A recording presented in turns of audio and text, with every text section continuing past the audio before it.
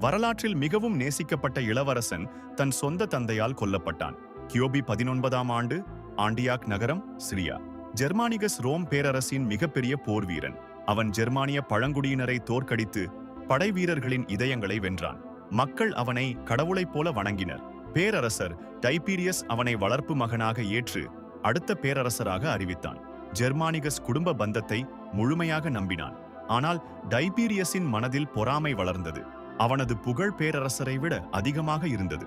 ஒரு இரவு ஜெர்மானிகஸ் திடீரென நோய்வாய்ப்பட்டான். அவன் பல நாட்கள் வேதனையில் துடித்தான். மருத்துவர்கள் எதுவும் செய்ய முடியவில்லை. அவன் இறந்து போனான். பலர் நம்பினர் டைபீரியஸ் அவனை விஷம் கொடுத்து கொன்றான். அவனது நல்ல குணமே அவன் மரணத்திற்கு காரணமானது. ரோமின் சிறந்த வாரிசு ஜெர்மானிகஸ் சீசர்.